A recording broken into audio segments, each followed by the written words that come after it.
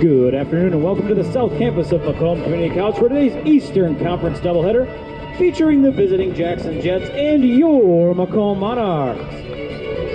Now let's meet today's Game 1 lineups. First for the Jets. Leading off the center fielder, number 5, Jaden Hutchinson. Batting second baseman, number 14, Donovan Manamore. Batting third, the shortstop, number 6, Landon Devaney. Up fourth, the left fielder is 7, Jake Hindenau. Batting fifth is the DH, number 12, Hunter Edwards. Batting sixth, third baseman, number 20, Jackson Kopis. Batting seventh and catching is 33, Walker Fortune. Batting eighth, the first baseman, 37, Sebastian Nelson. Batting ninth, the right fielder is number 9, Owen Madison. And on the mound for the Jets in Game 1 is 26, Luke McCunick. The Jets are coached by Rick Smith.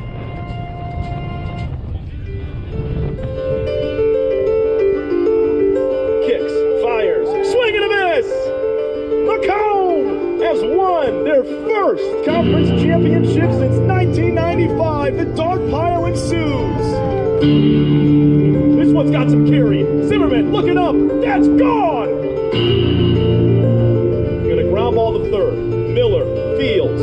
Throw on to second. Sandia's got it. Macomb champions once again in 2025. And now let's meet the Game 1 starters for your Macomb Monarchs. Leading off the shortstop, number 2, Marwin Matthews Jr. Batting second, the designated hitter, number 21, Peyton Rich.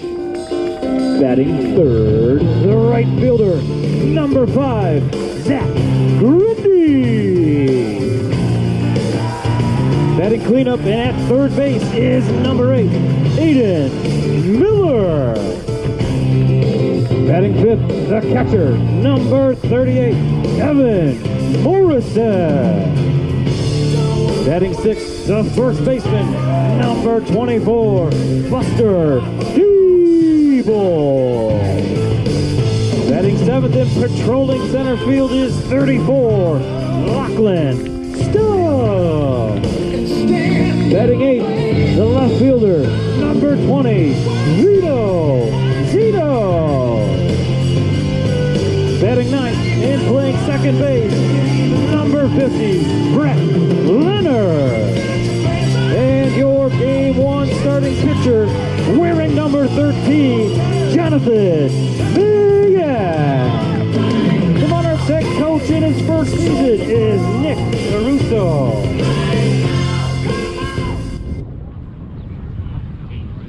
At this time, we ask that you please rise if able, and gentlemen, remove your caps for the playing of our national anthem.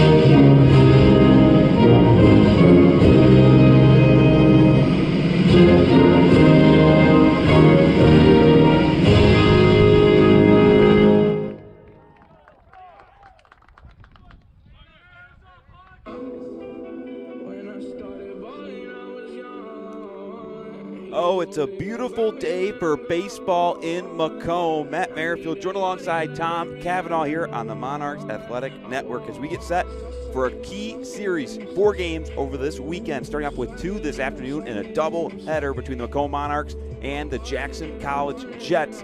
The top spot in the MCCAA East Conference is on the line. Macomb with 2 games in hand, Tom. They pick up a win in the first game. They at least clinch a share. They win 2 between today or Saturday. They win their outright conference up for the first time since 1987. Matt, only fitting that the final series of the regular season comes down to the top 2 teams in the Eastern Division of the MCCAA. As you mentioned, you win 1, you win a share, but this team wants it outright. So if they're able to take 2 today, that'd be great. You'd love to win it at home. They have 2 more on the road this weekend in Jackson, but I mean, we're seeing the top 2 starters for both sides, and Jonathan Mayette for Macomb and Luke McCunick for the Jackson Jets. I can't wait for this doubleheader. 2 pair of 7s today, and Macomb looking to pick up both and clinch that outright title for the 3rd year in a row. Yeah, both these teams have really good pitching staffs, especially in this game 1 to start the 4-game series of the weekend. Both aces on the mound, both have been pitching well as of late. But go back to Macomb looking for that conference title. They've shared the title each of the last 2 years. Their first time they've done that since 1994, 1995. Now looking to take that next step. They've been impressive. Winners of 9 in a row, mostly in conference as well, jumping up to 16-5. Just need to find a way to win these next 7 innings to clinch that share, and then, of course, find the second win at some point this weekend, as now it's almost time for first pitch here from Macomb Baseball Field. Let's take a look at the starting lineup and see how the Jackson Jets are lining up Jets today. coming in at 22-18 overall, 14-7 in conference on a 2-game losing streak, a 6-3 loss to the Kellogg Bruins the other day. But leading off in center field's Jaden Hutchinson, batting second, playing second, Dottie Mattamore. The shortstop, batting third, Landon Devaney. Cleanup man, Jake Hindenaw playing left field. Hunter Edwards will DH and bat fifth. Jackson Kopus plays the hot corner, batting sixth. And batting seventh, Walker Fortune will do the catching. Batting eighth, Sebastian Nelson, the first baseman, and the right fielder. Batting ninth, Owen Madison. Hutchinson in the box as Matt goes through his windup. First pitch. This is inside, ball 1, and we're underway here from Macomb, Michigan. Game 1 of this doubleheader on this Thursday afternoon. Number 13, Jonathan Mayette, the starter, the sophomore from Saginaw, Michigan, 5'11", 180. Chopper on the ground to the right side, picked up by the second baseman, Leonard. And a quick, easy throw to first. 1 up, 1 down to start the afternoon. Mayette actually threw against this Jackson team the first time these 2 teams squared off. They've only played once this year. It was a 9-inning ball game early in the year. Macomb here at home picked up a 10-4 win. Mayette started the contest, went 3 innings, gave up 4 earned on 4 hits with 1 strikeout, and it was Brennan Prisbicki who closed the door, pitching the final 6. But Mayette's been one of the top starters all year long, with now 43 innings pitched and a 3.16 ERA. First pitch now to Mattamore. Across the plate for strike number 1, 0-1 the count. We look at the defensive alignment for Macomb today. Going left to right across the infield, Aiden Miller at third base, Marwin Matthews, junior at shortstop, fly ball right center field. Moving over and making the catch is Zachary Grindy, the former Jackson College Jet, out number 2. Yeah, Grindy, he's poised for a big day today, batting third, and what a way to do it against your former team, trying to clinch that Eastern title. Really excited to see him along with the rest of this squad in a big spot. I mean, they've played great, as you mentioned, 9 straight victories, and what a start for Mayette, 2 easy outs. Mayette did start the 9-inning matchup between these 2 teams back on March 26th, where Macomb took the victory as the first pitch to Devaney misses outside. And this is a Jets team that's batting .301 as a team. They've scored 244 runs this season with 31 homers. A lot of pop in this lineup. Good heater on the outside corner to even the count at 1-1. That start against Jackson back on March 26th. No decision for Mayette, just 3 innings, allowed 4 runs, but Macomb was able to come away with the 10-4 victory. Macomb went 5-0 to start conference play, winning the 9-inning matchup against every team in the MCCAA East. Jackson College went 4-1. Both teams have been stride for stride with one another, but obviously that 9-game winning streak as of late has put Macomb in a pretty good spot coming into the weekend, as now the 2-1 for Mayette. Catches the top corner up and away, strike 2. Devaney's second on the team in hits for Jackson, 38 total. He's got 6 doubles and 5 homers. Those 5 bombs lead the Jets. Trying to put away a 1-2-3 inning. Easy roll around the ground to second.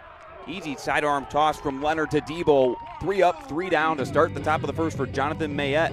And now Macomb will get to swing the bats for the first time today. Coming up after the break, it'll be the bottom of the first from Macomb here on the Monarchs Athletic Network.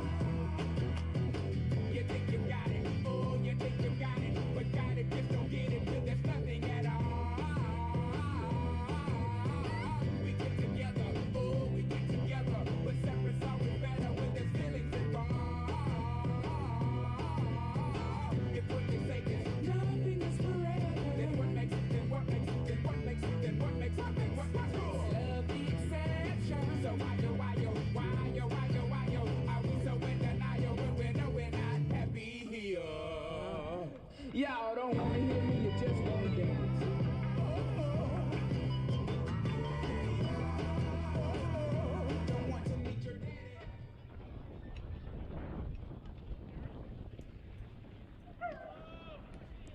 Time for Macomb to swing for the first time today as we hit the bottom of the first from Macomb baseball field. Matt Merrifield joined alongside Tom Cavanaugh as the last couple warm-up pitches from Luke McCunick as he gets set to take the mound for Jackson College. But let's take a look at how Nick Caruso, the bench boss for the Monarchs, is lining up here on this Thursday afternoon. Monarchs come in winning 9 straight, 30-15 overall. They're 16-5 in conference play. That's good enough for first place. Marlon Matthews Jr. will kick us off, playing shortstop, batting first. Peyton Rich batting second, the DH. Batting third, Zach Rindy in right field. The cleanup man is Aiden Miller, playing third. The catcher batting fifth, Evan Morrison. At first base and batting sixth, Buster Diebel. Batting seventh in center field, Lachlan Stout. Batting eighth and playing left field, Vito Zito. And batting ninth, the second baseman, Brett Leonard, who has had an unbelievable last week of baseball, last couple of weeks. And, man, we'll get into that when we get to the latter end of this lineup. But, man, he's been great. Yeah, so it's been a lineup that has been producing as of late almost 9 runs per game on this 9-game winning streak. Looking to keep the sticks hot against McCunick, one of the best starters in the MCCAA. Number 26, standing 6'3", 200 pounds, and 1-1, misses down and away, 2-1. Matthews has been great all year long. Last time he faced this Jets team, he was 4 for 5 with a pair of RBIs and 3 runs scored. But, I mean, 58 hits, 8 doubles, 4 triples, 18 RBIs, and an OBP of 509. It's incredible for him, leading off almost every game for this team. Fastball in the outside corner evens the count at 2-2 to Matthews, as McCunick was the starting pitcher against Macomb back on the 26th, where Mayette got the no decision. McCunick took the loss, going just 2 innings, allowing 6 runs, only 4 earned on 50 pitches in that 10-4 Monarchs win. So both starters looking to have a little bit of a better afternoon, obviously, in this pivotal game. 2-2 the count. High knee kick. McCunick outside corner, check swing. Did he go? Yes, he did. Strike 3. A punch out for McCunick to get things started. It's a really nice slider from McCunick, starting middle at the knees and ending down and away. Matthews Jr. just pulled the trigger, and you talk about that game between Macomb and Jackson back on March 26th. Macomb jumped out to a 6-1 lead. As you mentioned, knocked McCunick out of the game, and then it was slow and steady to get to 10 total runs in a win. First pitch fastball across the inner half. Strike 1 to Peyton Rich, the DH today for Macomb, the sophomore from Davison, Michigan. Rich, one of 3 players on this team tied with 43 hits, second most. Pop up on the 0-1 on the infield. It'll be the first baseman, Nelson, making the grab. 2 up, 2 down. Now it'll be Zach Grindy into the batter's box. The former Jackson College Jet getting up against his former team. And a really good year last year for Jackson as well. 350 average, 5 home runs, 51 RBIs. He's picked up the pace as well here in conference play for Macomb. First pitch swing from the lefty, fouls it out of play along the third base side. Grundy's steadily been in the top half of this lineup. 15 extra base hits, including 6 homers, 30 RBIs this season. But he had to do a lot more for that Jets team last year that did not make the playoffs. He's been a pivotal piece in the 3 spot. 1-1 the count goes as Grindy has been really good in conference play. Like I mentioned, 25 for 61. That's a .410 average, best on the team. He's hit 5 home runs, a 1312 OPS against conference opponents this season. He went 1 for 4 against the Jets back on the 26th of March. 1-1 misses off the plate, 2-1.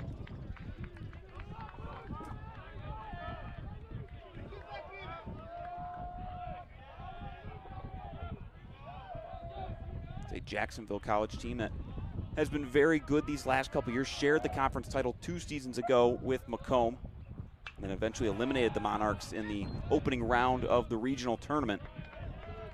Head coach Rick Smith for the Jets, been here a couple of decades, and it's been storied success for this club over the years. Last year, obviously a down season, but they're back up in the top 2 spots. And really, I mean, these are the 2 teams that are going to represent the East when it comes to playoff time.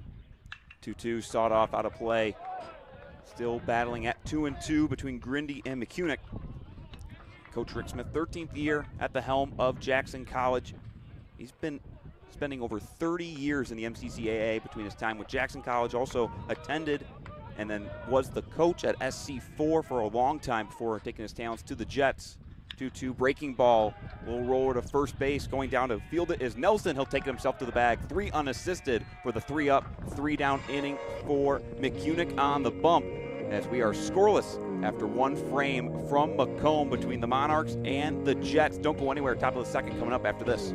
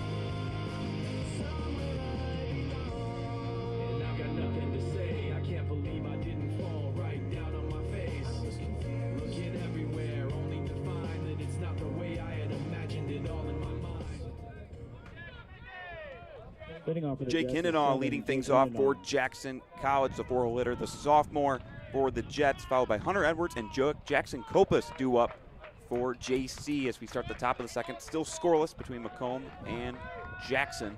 Matt Merrifield joined alongside Tom Cavanaugh. Long windup from Matt, going off speed on the first pitch, left it high, ball 1. Matt, you touched on it last inning. Looking for better starts for both of the guys opening for their clubs, and I'd say so. Retiring the first 3 hitters out the gate. Hindenaw enters a second in the MCCAA in batting average, hitting .443 on the season.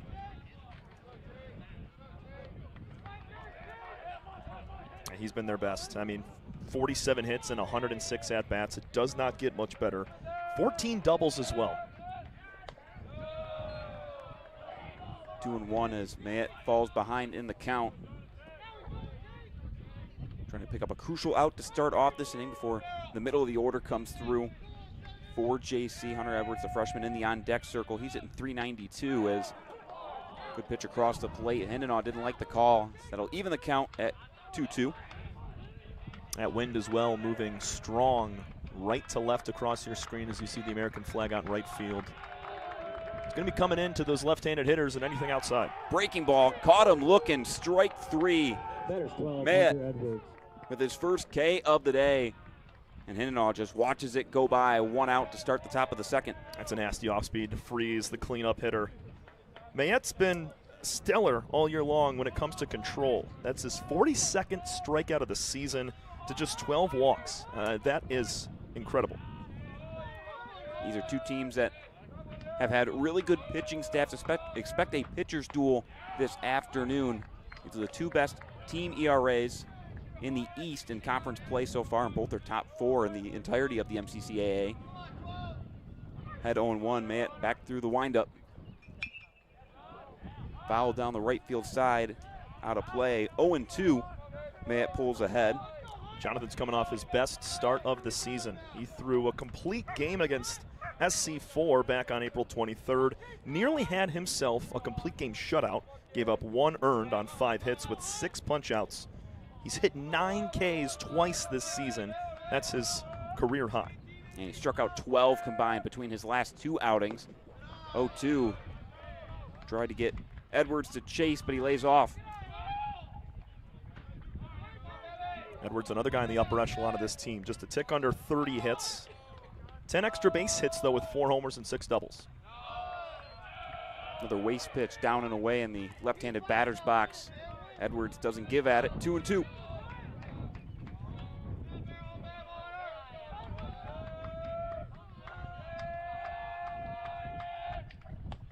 2-2 pitch just off the plate. Back to full from an 0-2 now to 3-2. We're getting a good understanding of Courtney Thompson's zone as well. He is not giving much off the plate east to west. Payoff pitch from Mayette. Swung on and missed. Strike 3. Back-to-back Ks for Jonathan Mayette here in the second inning. He retires the 4 and 5 hitters for this Jackson College lineup. Looked to me as a cutter there, darting down and inside to the right-handed hitter Edwards. I mean, he is unloading the bag right now, Jonathan Mayette is. And it's working for him. 5 straight retired.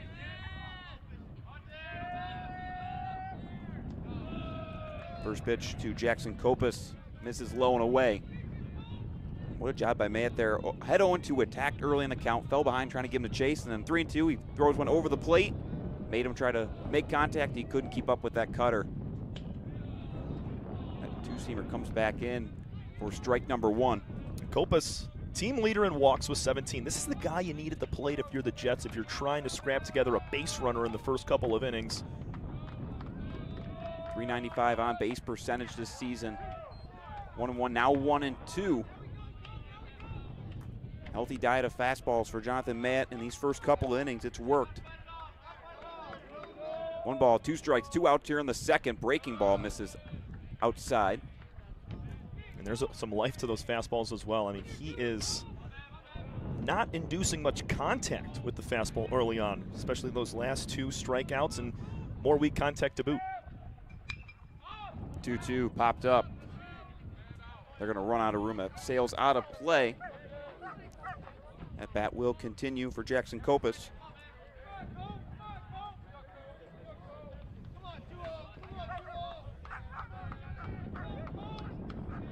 Matt trying to complete another 1-2-3 inning. Good battle from Kopus to foul it away, keep the at-bat alive.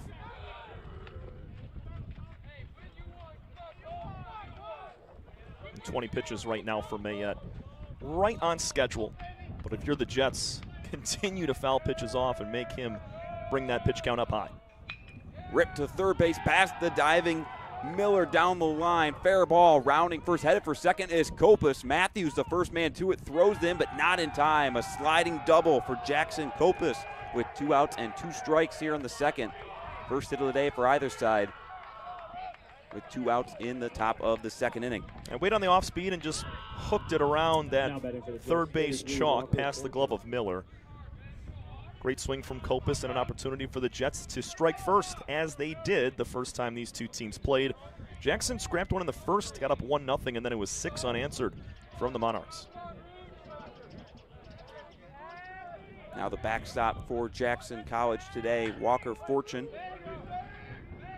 Freshman stands in, left-handed bat. First time from the stretch today. First pitch, chopper to second base.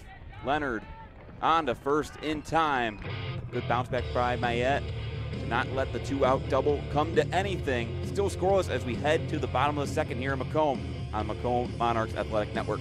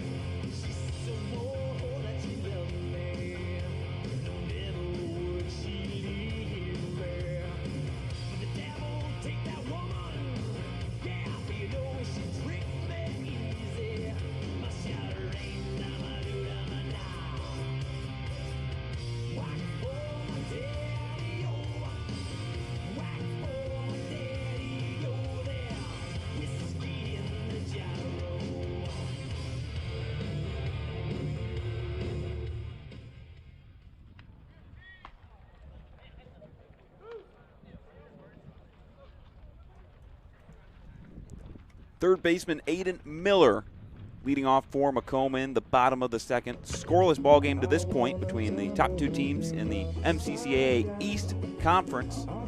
4 games left in the regular season, including today.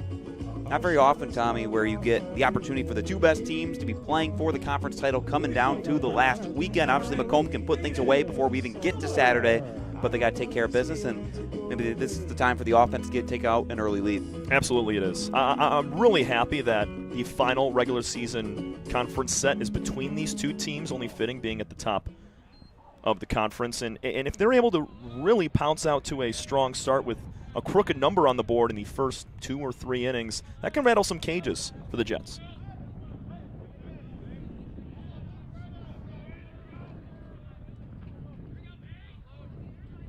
Kunick up and away, swung on and missed, strike 1. Aiden Miller's been so strong of late. A 5-game hit streak. He had 3 home runs against Terra State back on the 21st of April for a total of 5 RBIs. He's got 7 RBIs in his last 3 games. He had an impressive weekend against SC4 last time out. Fouled off, scooped away 1-2 to Aiden Miller, sophomore from South Lyon. And his surge as of late has pushed him to first on the team in slugging and an OPS, a 677 slugging percentage on the year. Leads the team in home runs as well with 9. Had 1 home run against SC4 last weekend, combined 7 RBIs across 3 games, including in game 2 where he had 4. 1-2, good block behind the plate from Fortune, evens at 2-2.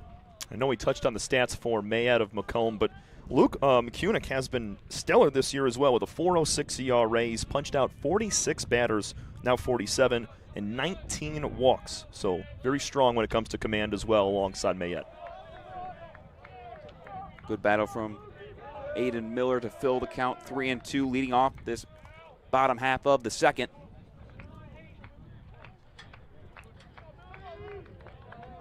Three multi-hit games last week for Miller between the doubleheader against Terra State during the week on Tuesday, and then the 2 doubleheaders on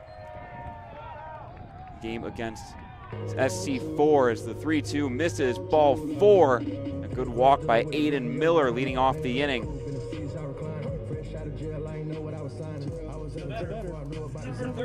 Game with two teams that have really good pitching staffs.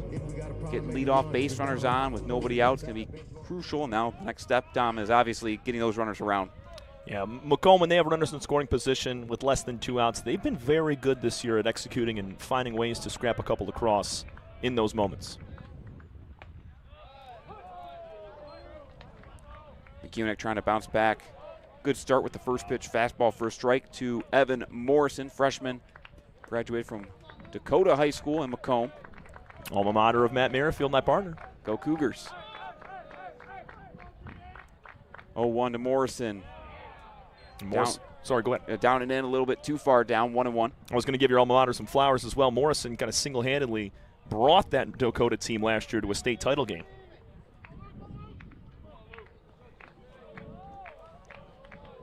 .370 average on the year, .495 on base for the freshman. Backstop, chopper to second, flip to second for the first out, on to first, low, gets away, goes all the way to the screen. Morrison going to try and take the extra base. He will standing up.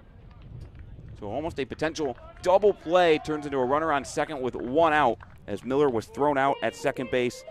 Morrison takes the extra bag on the errant throw by the shortstop, Davini. It's tough there because in the catcher fortune, he can't go down and back up first base as he's got to occupy home on the double play turn in case they don't get him at second base.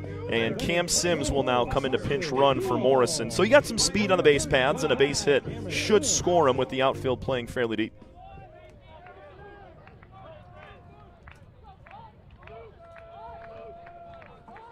Another lefty in to the box for Macomb. Buster Diebel stares at strike 1.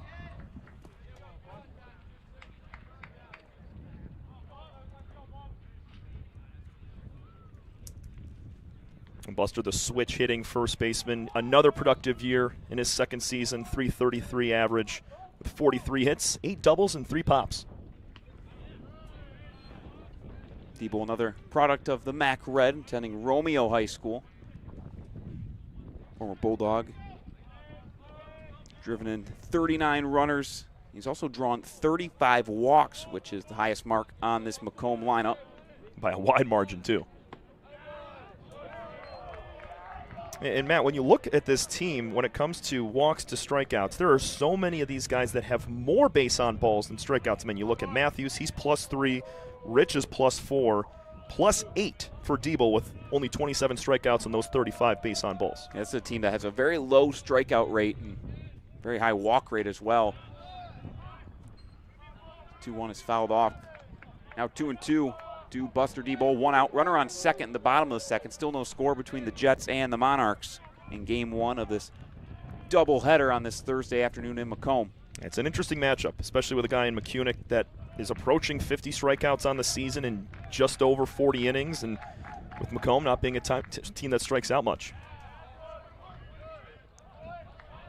These are two teams that are two of the only 3 teams. They're second and third in the conference in Ks per 9, and they're 2 of the 3 teams in the entire conference that are averaging more than 10 strikeouts a game. 10.4 for Macomb, 10.23, 10.23 for Jackson College for their pitching staff. Good breaking ball, Trickler to the right side. It'll sneak through into the outfield. Rounding third, coming for home is Morrison. Throw to the plate will be cut off, and Macomb takes the 1-0 lead. A dribbler from Diebel finds its way through into right, and coming in to score is Sims. 1-0 Macomb with 1 out in the bottom of the second. Curious play there on the right side of the diamond for the Jackson Jets. That was not hit hard at all, Matt, but the first baseman, Nelson, immediately went to go cover first base instead of go for the baseball. And second baseman, Mattamore as well, he was late getting there. It just found the hole, and because it slowed up in the long grass in right field, it gave Sims more than enough time to come in and score. First pitch to Lachlan Stout, the center fielder for Macomb today, is a strike. First player to 40 RBIs this season. Give it to Buster Diebel, my goodness. He takes the lead off of first base, held on by Nelson. 0-1, skied towards second base. Mattamore all over it. squeezes it for out number 2. Key bounce back from Bukunik, trying to get out of this inning and limit the damage to just the lone run. Now batting for the Monarchs, number 20. And that double play turn from the Jets on the throwaway to first base in an attempt to double up the Monarchs, that proving crucial. And getting Sims, the pinch runner, with speed to be able to be in scoring position, and that slow roller to right field, making it 1-0 Macomb.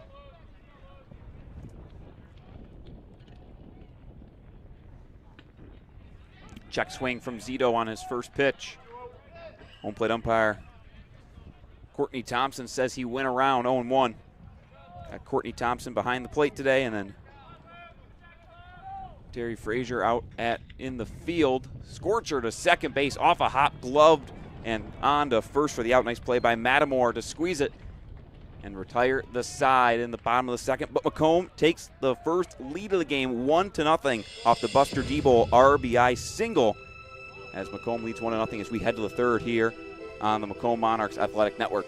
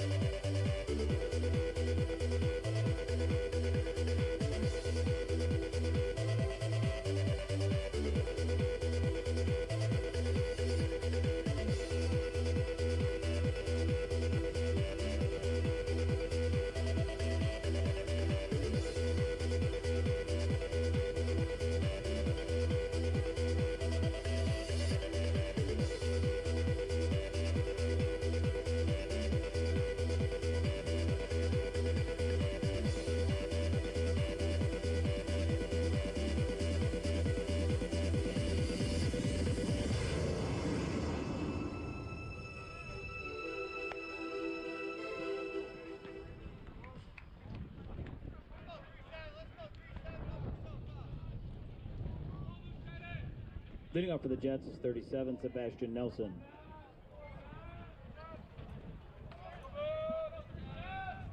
Macomb with the 1-0 lead in game 1 of the doubleheader on this Thursday afternoon from Macomb Baseball Field. Matt Merrifield joined alongside Tom Cavanaugh as we roll on. Jonathan Mayett, the right-hander starting pitcher. First pitch, slow roller to the second base, another F4-3 ground out. Good play by Leonard to toss him out at first. One pitch, one out to start the top of the third. Leonard's been busy over there at second base. 4 ground balls to him, and really, Matt, nothing has been hit hard his way. We've seen a lot of jam shots towards second from right-handed hitters. Just slow, routine plays for the NJCAA defending Player of the Week. And we've only seen one hit so far for Jackson College to the first 8 hitters, and it was only a hard hit ball we've seen, the double at the end of the inning from Kopis. Mayett has been attacking here early as he pulls ahead against the 9-hitter Madison, 0-1. Now back to even at 1-1. You mentioned second base being busy. You mentioned a couple of the ground outs going to Leonard at second, and then as well Matamore, who's standing in the box. He's playing second base today for Jackson College. He's been pretty busy on the right side of the infield as well. 1-1 skied out of play. 1-2 as Mayett pulls ahead. Yeah, through 8 hitters. The only other Monarch in the field to make a play is Zach Grindy on the Matamore flyout. Everything else has been a punch out or a bounce out to Leonard. 1-2 to Madison. Late swing and a miss. Strike 3. Third K of the game for Mayett. And there's quickly 2 outs in the top of the third. That's just a challenge me fastball. Right at the knees. Madison was a day late trying to cut on that one. That's 2 swinging strikeouts and 1 looking. Mayett easing through the lineup the first time.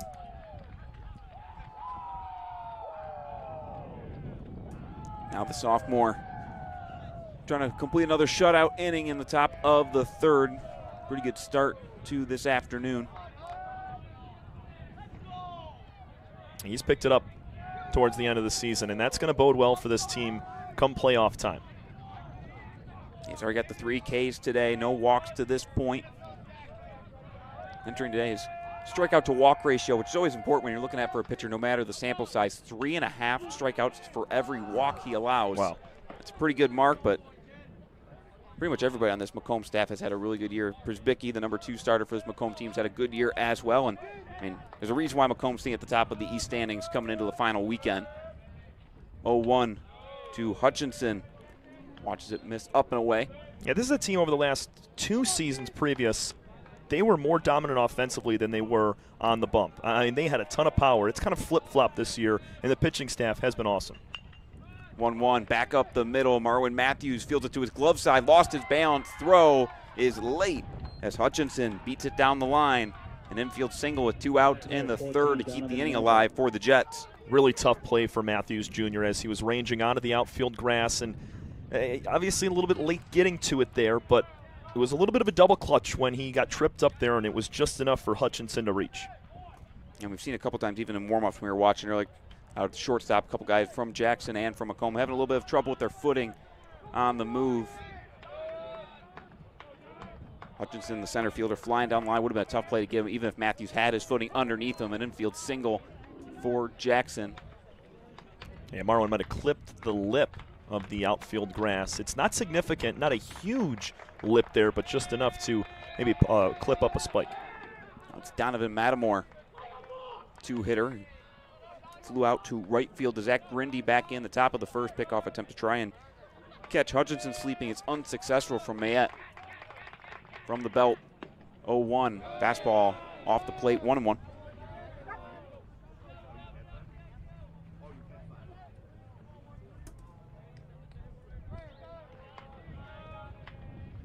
Matamore went 6 for 15 in the series against Mott last weekend and had 3 multi-hit games in the series. Game 1, 3, and 4. Way behind on the fastball on 1-1. Now another 2-strike count for Mayette. The thing I'm noticing the most for Jonathan is he's just getting out ahead of hitters. 0-2, 1-2, sometimes a 2-2 count mixed in, but everything has gone right at these Jets. 1-2, tried to get Matamore to chase. He lays off, however, 2-2. Coleman front 1-0, just 1 hit so far for the Monarchs. No runs on 2 hits and an error for Jackson. 2 outs, 2 balls, 2 strikes with Hutchinson leading off a 1st. Mayette kicks, delivers. A hair off the outside corner. That'll fill the count, and now Hutchinson will be on the move on the pitch. It did not miss by much. Got a tight zone behind the plate here, but it's being called on both sides so consistent. Payoff pitch. Tried to backdoor a cutter, it missed. Batter 6, Landon Devaney. Now another 2-out base runner for Jackson. This one via a walk for Matamore, and that'll bring up the 3-hitter, Landon Devaney. Right where the Jets want to be after the first 2 were retired. Base hit and a walk. First time either team has put multiple runners on base at one time. It's time for Mayette to step up, find that 3rd out, leave the Jets blank. Now bring up Landon Devaney, who leads the team with 5 home runs, so pretty good setup for Jackson. Just what you want. 2 on, 2 out in an inning. You got one of your most dangerous hitters. 3-hole hitter standing in, and then obviously you got Jake Hindenaw in the on-deck circle as well. 1-0 now to Devaney. Pop up first base side out of play.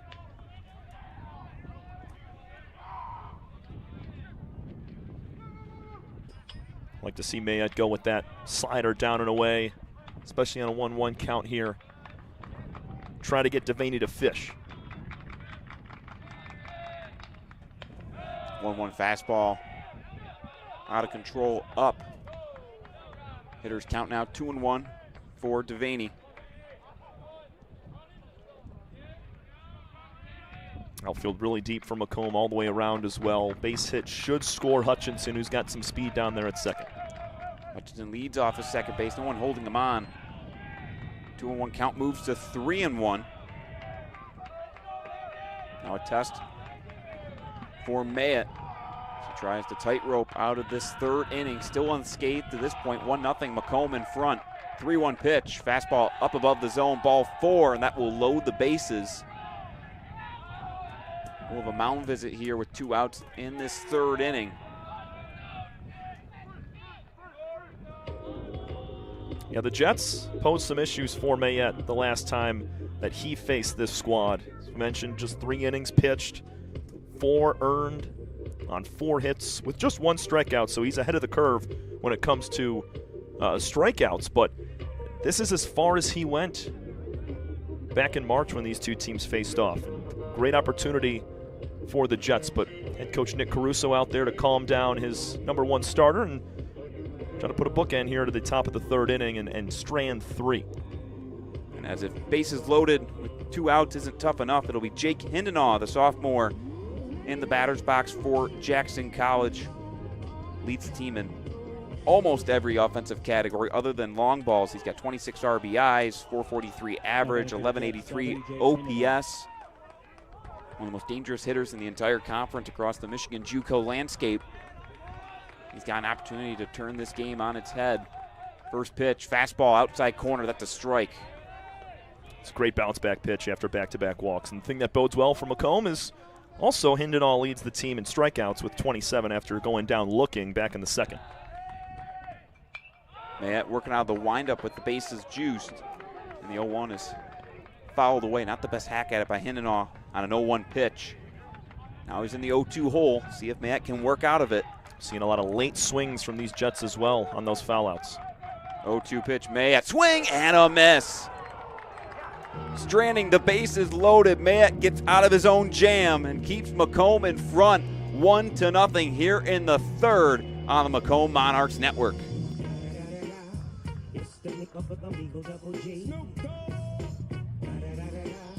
You know I'm mobbing with the D.R.E. Yeah. You know who's back up in this. What?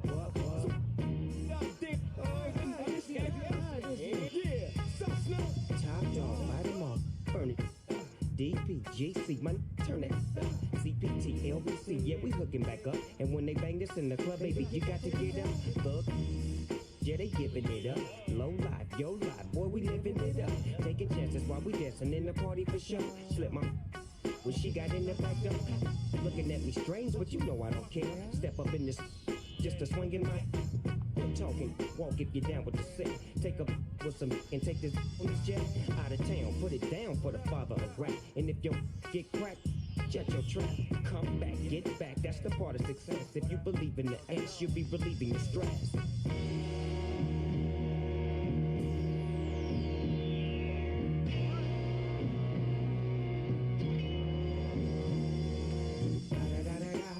It's the D.R.E. You know I'm mobbing with the D.O.G. Straight off the CPT. King of the beach. Hey, yo, you ready? Let's do it. What a swing for Macomb as they strand the bases loaded with the strikeout from Mayette. And now to lead off the bottom half of the third, Brett Leonard, the Conference Player of the Week and the National Player of the Week in JUCO baseball as he stands in. Well deserved for Brett. A .667 batting average with 15 RBIs, 14 hits, and 4 home runs. I think he had 9 extra base hits of the 14 knocks. He played unbelievable a week ago and really helped Macomb to a sweep over SC4. There were some lulls in that series, especially on the road, and Leonard's helped spark that. And they went down to Terra State as well on Tuesday and got a couple key wins in the non-con. Check swing on the 0-1. First base field umpire says no, he didn't, 1-1. And Leonard's been a guy that's kind of platooned out there at second base, can play the outfield as well, in and out of the lineup at times. And, I mean, he has worked himself into a starting role based on how he has swung it and fielded at second base over the last couple of weeks. 1-1 misses in the dirt, 2-1. In the big games, he had the 2 separate 4 RBI performances against SC4 on the weekend. Did in game 2 of the first set of the doubleheader, 1 home run, 4 RBIs, and then he came back for the second doubleheader, went 4 for 4 with 2 home runs and 4 RBIs as the 2-1 grounded to short. Throw on to first in time as Devaney makes the play at shortstop for the first out. That'll bring back the top of the lineup and Marwin Matthews for Macomb. And I know we touched on Mayette inducing weak contact. You could say the exact same thing about Luke McCunick. The RBI base hit from Buster Debo last inning, that was not hard hit whatsoever, and that is the only knock of the day so far for Macomb one time through the lineup. But there is a guy that can come through with a hit for Macomb. It's Marwin Matthews as he fouls off the first pitch. Sophomore from Detroit, Michigan, played a year at Western last year. Top 10 in the entire conference in batting average. First in stolen bases. Don't want to leave him on base. Love to see him try the arm of Walker Fortune if he finds his way aboard at some point in this doubleheader.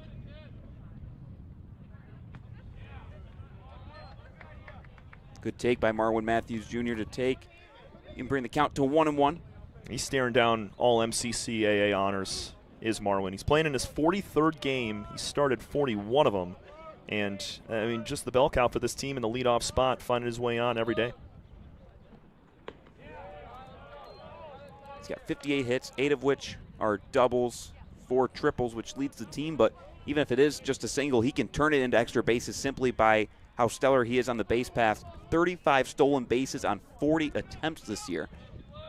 2-1 pitch from McCunick. Low and away. I'm going to say it was a little too low according to Courtney Thompson. Favorable call for Matthews, now 3-1. Yeah, we're getting a big league zone today. I'm very pleased about it, going both ways. For how stellar these two pitchers are, they don't need any more help from the from the strike zone. As 3-1 comes in, Matthews avoids it, and he'll take the free pass with 1 out in the bottom of the 3rd.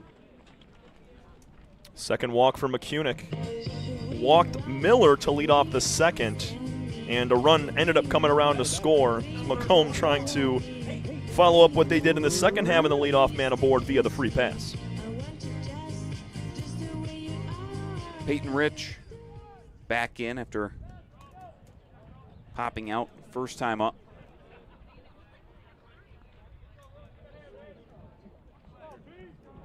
Scattered 5 hits in the series against SC4 last weekend. Fly ball to right field. Tracking towards the line is Madison, who makes the catch on the chalk.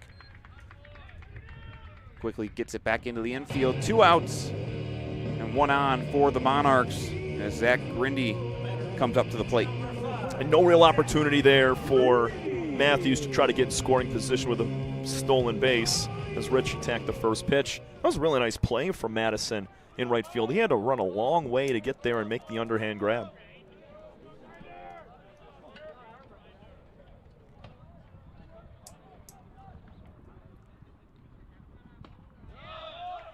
Grindy takes a look at strike 1 to open the at-bat. He grounded out to first base, 3 unassisted back in the 1st inning.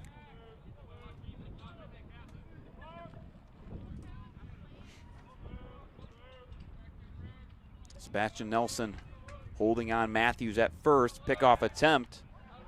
Back in plenty of time is Marwin. Something to note as well, that wind has moved from right to left to coming straight in from right field, so not boding well for these left-handed hitters, which Macomb has 3 in the lineup, including Grindy at the plate.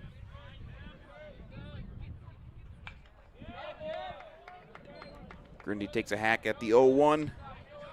Now in an 0-2 hole, 2 outs, 1 on in the bottom of the 3rd. Macomb with the 1-0 lead thanks to the RBI single from Buster Debo in the bottom of the 2nd.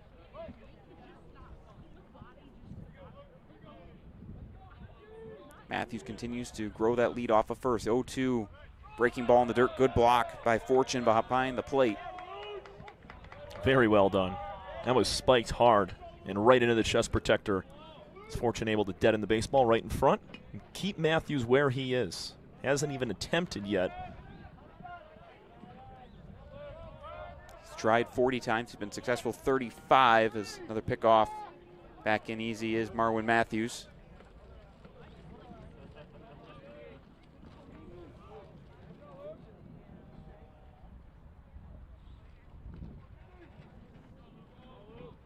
Grindy continuing to battle 1-2 count. Matthews takes off. That ball's ripped to right field. Going back, Madison tracking, and it hits off the wall. Coming around to score is Matthews all the way from first. Grindy into second with a stand-up double. What a swing from Zach Grindy with 2 outs, 2 strikes in the third, and it's now 2-0 Macomb. The former Jet coming through against his former team. In any other day when the wind's not blowing straight in from right field, that's a 2-run shot, Matt. We had just mentioned how it was billowing straight in towards home plate from straightaway right field, and he got all of that. It just stayed in the ballpark by a couple of feet. Heck of a swing from Zach Grindy to give Macomb a 2-0 lead. Now we're having a pause, a mound visit. Jackson College will talk things over as the inning continues. Big 2-out, 2-strike double from Zach Grindy, bring home another run, now up to 31 ribbies on the year. And it was crucial, too, that Matthews was taken off on the pitch. Now, I know there's 2 outs and that ball hung up in the air a while, and Matthews has elite speed, but he scored with ease as that ball was struck out to right field. And the right fielder, Madison, I think he thought it was out, and it just stayed in by a couple of feet due to that wind. I thought it was out, then I had to remember Same. that wind Yeah. was billowing in earlier, and it got all the way to the wall. Not quite enough for it to sneak out for Grindy, but Monarchs will take it now in front 2-0. Runner in scoring position with 2 outs here in the third. The heart of the order still coming on through. Zach Grindy's the 3-hole. Now it's Aiden Miller, the cleanup batter today. Macomb also plays in probably the largest ballpark in the conference. Is where he hit it, shaded towards right center. It's about 360 as it bows out to 440 feet in straightaway center field.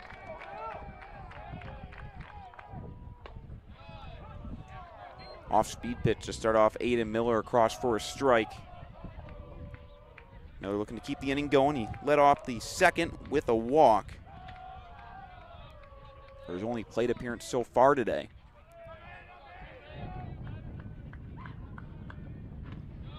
Pitching in reverse, another strike on the off-speed. 0-2 to Aiden Miller.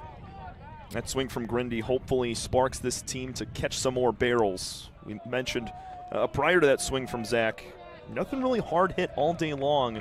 A lot put in play, just had not struck the ball well, and Grindy hopefully opens the door. Cut and a miss, strike 3, as McCunick able to get out of the third with just the 1 run thanks to Zach Grindy, as Macomb now in front 2-0 through 3. We'll be back for the top of the 4th in a moment here from Macomb.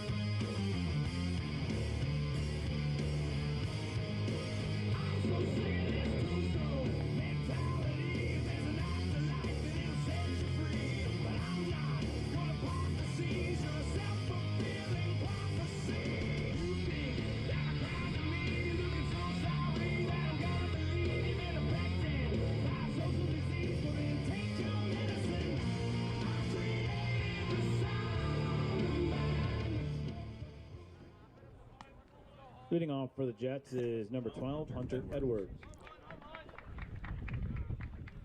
Designated hitter Hunter Edwards leading things off for Jackson. start the top of the fourth. The Jets trying to find their way into the run column as they face a 2-0 hole. First pitch fouled off, 0-1. Mayette back on the bump for another inning after working out that bases loaded jam in the top of the third. We didn't really get to talk about it, Tom, how comes up against Cavanaugh, one of the best hitters in the conference, 3 straight heaters, all right past him. Yeah, challenge me pitches all the way around. It was just impressive to do it, especially against the cleanup hitter, the top hitter on this Jets team. And you look at it, to this point, 0 for 3 with 3 punch-outs for the 4-5 hitters, Cavanaugh and Edwards. Yeah, it's going to be tough to win. These are games that Jackson has to have to try and even make Saturday count, as if Macomb picks up 1 win today, they clinch at least a share of the conference title. If they pick up 2, they win it outright for the first time since 1987, and then also have home field advantage next week in the opening round of the regional tournament.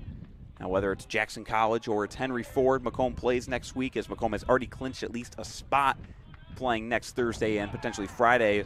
Has another strikeout right past Edwards as Mayette continues to overwhelm these Jackson hitters. 1 up, 1 down here in the fourth. Unbelievable stuff. And that is now 5 strikeouts for Mayette. Mentioned his career high being 9. He's on base. And now make it 0 for 4 with 4 punch-outs combined for the 4 and 5 hitters today for Jackson. First pitch fouled right back to the screen, 0-1.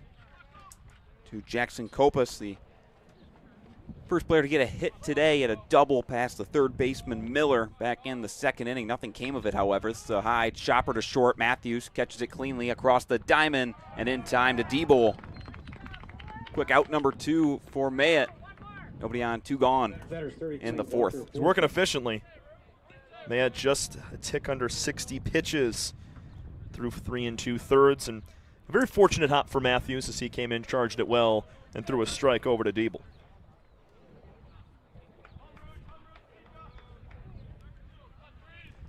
Mayette now with 5 punchies so far. Good first pitch strike up and away to Fortune.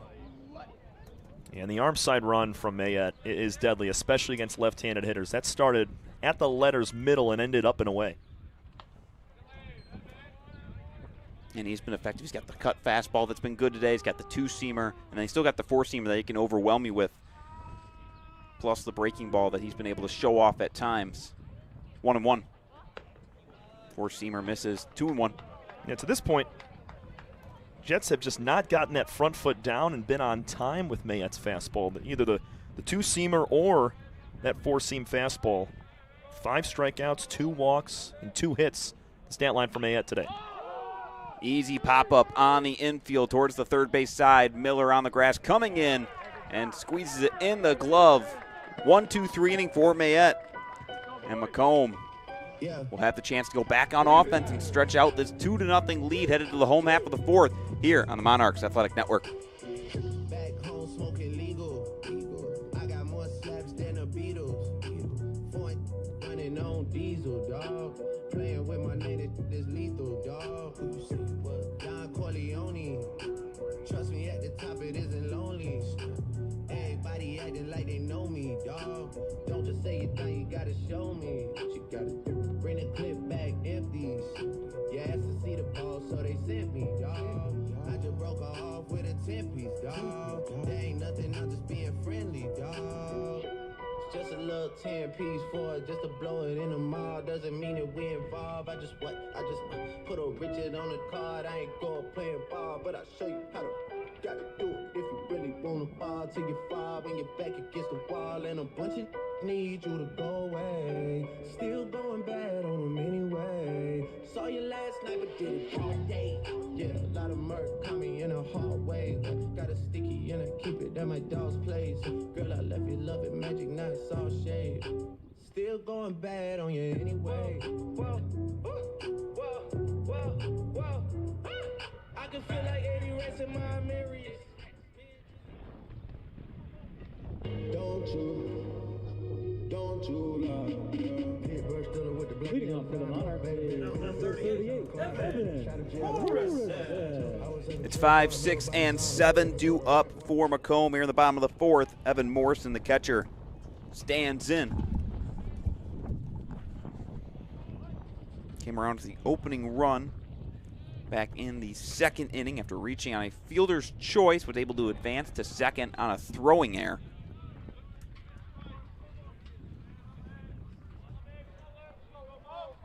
McCunick out for his fourth inning of work.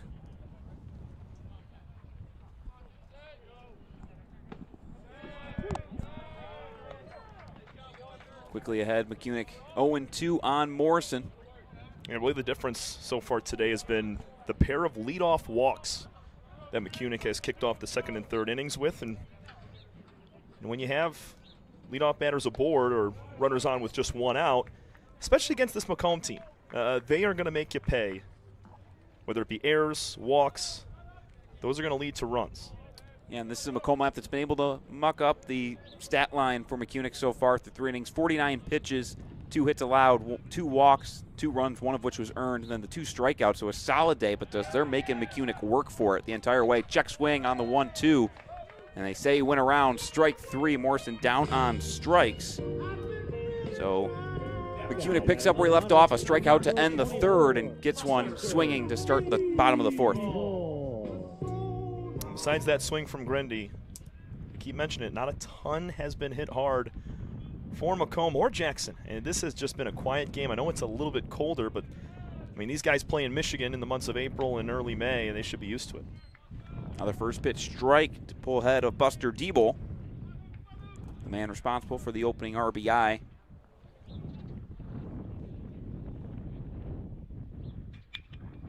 Breaking ball back up the middle and into center field. Second hit of the day for Buster Diebel. And Macomb has a runner on with 1 out. Just such a pretty swing. I mean, that's a breaking ball in the very outer part of the zone, and he's able to keep his hands through the ball, catch a lot of barrel, and smoke it back up the middle. Well done from Buster.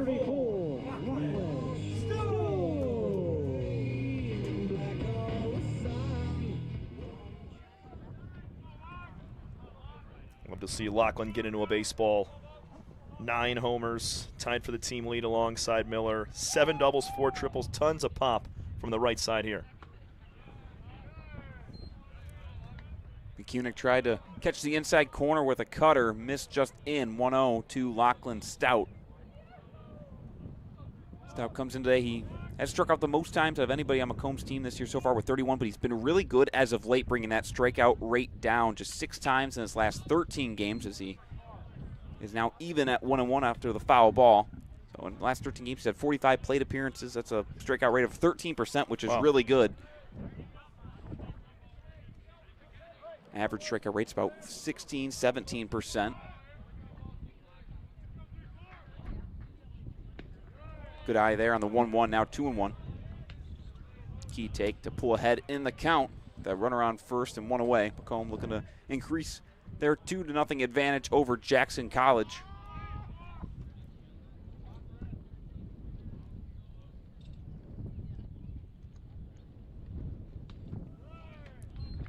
Now a real good hitters count for Lachlan Stout. 3-1 advantage. Popped out to second base his first time up. And McCunick's going to have to go right at him. This is a spot where Stout thrives. He's got a man on first with some speed. Good 3-1 pitch, fastball down and away. That's not one Stout's going to offer at. Now we got a battle at 3-2.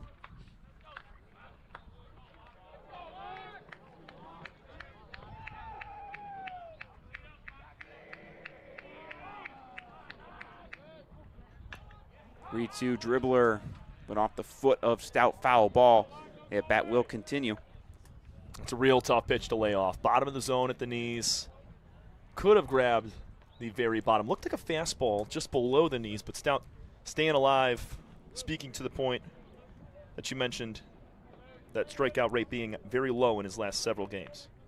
And you got to feel good if you're Macomb coming into the weekend. Obviously, like we talked about, the 2-game advantage. Just need 1 to share the title, 2 to win outright. Last 2 seasons where they've shared the title, they've been up against the wall. They had to go 3-1 last year against this Jackson team to share the conference title. And 2 years ago against St. Clair County, they had to win all 4 games just to be able to force that conference tie with this Jackson Jets squad, where Jackson was able to eliminate Macomb from the postseason the following week. But for Macomb, they've been able to, the last couple years, play their best baseball at the end of the year. They're doing that again on this 9-game win streak. As this battle continues between Stout and McCunick. The payoff, kick, and throw. Strike 3 looking. Stout is rung up on strikes. First strikeout looking for McCunick today, and now 2 outs with a runner on here in the 4th. Same pitch, same spot as the 3-1 offering from McCunick. Just down and away, paints the black, and Stout thought for sure that was going to be down and away for ball 4, and McCunick picks up a clutch strikeout. Vito Zito looking to extend the inning for Macomb. Hard grounder through the third base side in between third and short and into left. First pitch swinging, ready to attack, and Zito keeps the inning going. 2 on, 2 out for the National Player of the Week and Brett Leonard. Yeah, for Vito Zito, it might be the first time I've seen him grab a hit going pull side. He is the king of opposite field power for Vito Zito. That was his 21st hit of the year, and 7 of those 21, so just a third, have been for extra bases with 2 doubles and 5 homers. He finds his way aboard very often when he is in that lineup, but here comes Leonard in a big spot.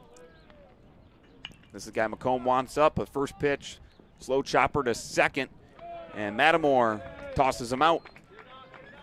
2 runners on with 2 out, but McCunick able to work out of the inning and keep this game at 2-0. Macomb still in front as we speed on now to the top of the 5th. Coming up in just a moment here from Macomb.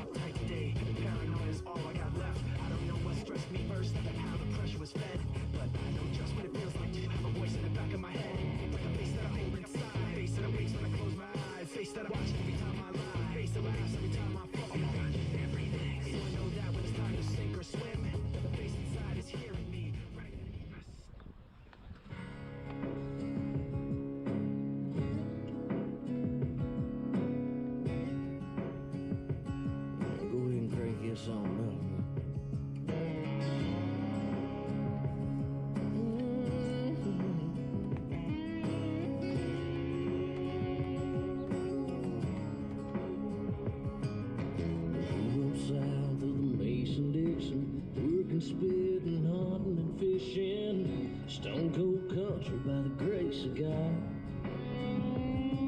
I was gassing up the other day, and old boy pulled up with a license plate from Ohio.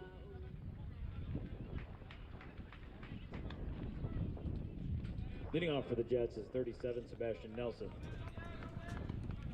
Sebastian Nelson, number 37, stepping in for Jackson College. Road half of the 5th inning. Matt still on the rubber, out of the windup, the first pitch. And that's across right down the middle for a strike. Off speed from Matt to start this 5th inning. 2 hits allowed, no runs to this point.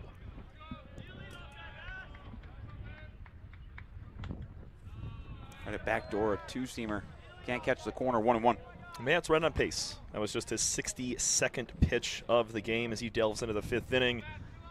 It's been strong, controlled stuff all day long. Off the end of the bat to the screen, 1-2. He pulls ahead on yet another Jet batter.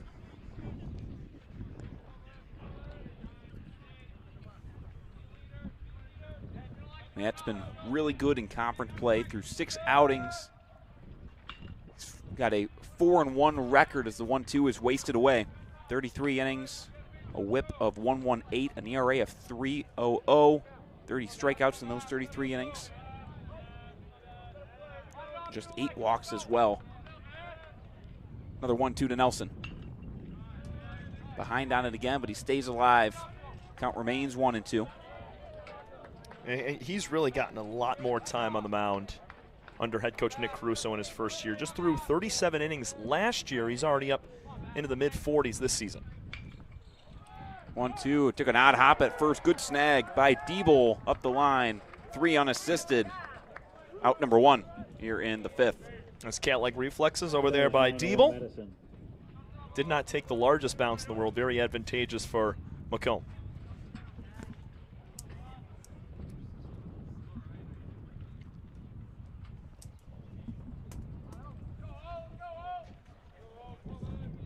Morrison gets set behind the plate.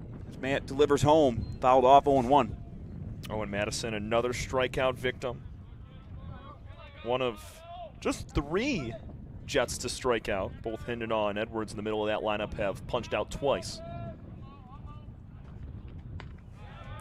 Way up out of the zone. Madison didn't have to think about offering. 1-1.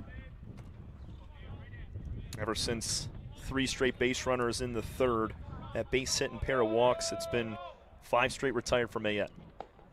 Inside corner with the breaker. 1-2. That's a seatbelt pitch right there. Just completely froze Madison in the box. Another 1-2 pitch.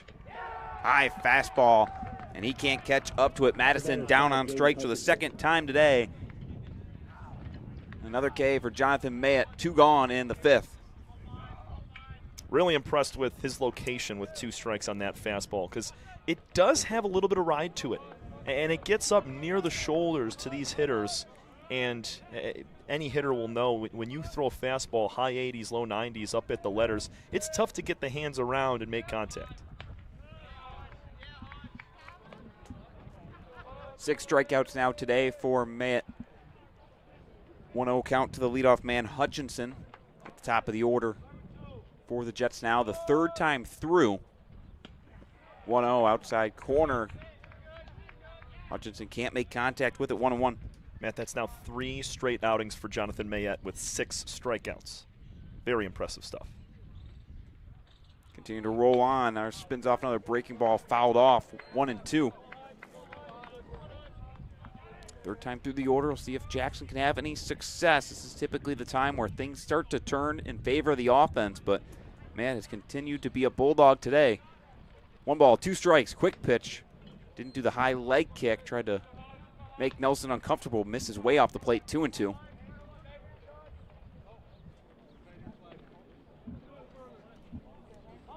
Jaden Hutchinson playing center field. 1 for 2 today. Strike 3 looking. Heater on the outside black for strike 3. 2 Ks in the inning. 7 so far on the day for Mayette. 5 scoreless frames. And Macomb still has that 2-0 lead as we head to the home half of the 5th here on the Macomb Monarchs Athletic Network.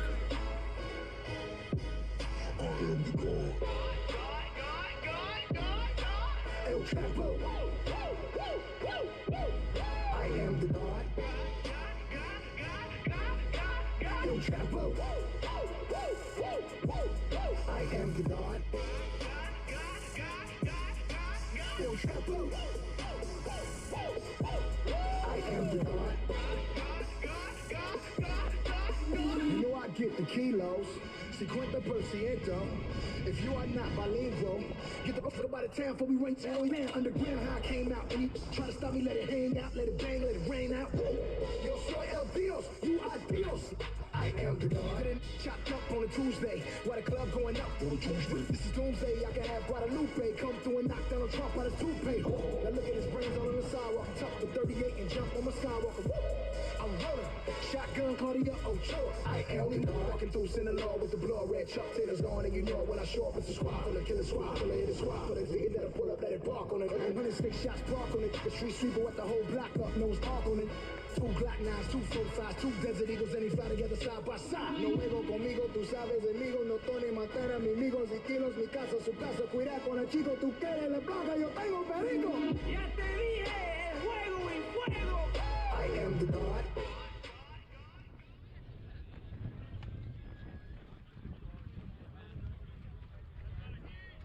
Yo, Pierre, you want to come out here? Luke McCunick back on the rubber for his 5th inning of work. This is his 10th start of the year. Pitching well, but now he's going to have to face the Macomb lineup for the 3rd time through as the leadoff man, Marwin Matthews Jr. 0 for 1 with a strikeout and a walk to this point. Tried to break off a slider on the first pitch, down in the dirt, 1-0 as Matthews lays off. Matt Merrifield joined alongside Tom Cavanaugh for Game 1 of this 2-game doubleheader this afternoon from Macomb Baseball Field in Warren, Michigan. Game 2 will be coming up about a half hour after this game comes to its conclusion. 1-0 now to 2-0. Matthews being patient to lead off this bottom of the 5th. To note as well, following game 2, 17 sophomores will be honored today. This is the final homestand of the regular season for Macomb. Obviously could get playoff games if they grab first place, but a set of 17 guys going to be honored today, get their flowers. That's awesome for a team that's had a lot of success this year under first-year head coach Nick Caruso, who I think should take home MCCAA Coach of the Year. And you have to think if Macomb can take care of business, at least pick up 1 win today, but especially if they get 2 and win outright conference title, hard not to have him be the Coach of the Year, especially with the job he's done. Taking back over back-to-back shared conference titles for Macomb. He steps in here in year number 1 as the 2-1 is fouled back. 2-2. He's taken over for Taylor Jellikowski, who's now off at Michigan State after winning those back-to-back shared titles. Things have just kept rolling on for the Monarchs. Best stretch of Monarch baseball since when we saw the record books for the game. The 80s was the last time they had won 3 or more conference titles in a row. They continue on. Outright title will be their first since 1987, which was at the tail end of that dominant run back in the 80s. Matthews continues to battle at 2-2. We put a closer on Caruso, too. He was an assistant on this team for the last several years. He's got college experience, played at Macomb, played at Youngstown State as well. A very talented coach in his first year. Going to have an incredible career. Shot towards the right side into the outfield. Fair ball down the first base line. Matthews takes a hard turn as the right fielder has trouble getting it in, sliding into second with a leadoff double for Marwin Matthews Jr. as Madison had trouble picking it up down the line and right. And the speed of Matthews picks up the extra 90. And a runner on second, runner in scoring position with nobody out here in this 2-0 game for Macomb. 9th double of the season for Marwin. Perfect swing, inside out, kept the barrel inside towards his chest and just punched it down the right field line. And with that speed, he could hit it anywhere in the ballpark and have 2 bases.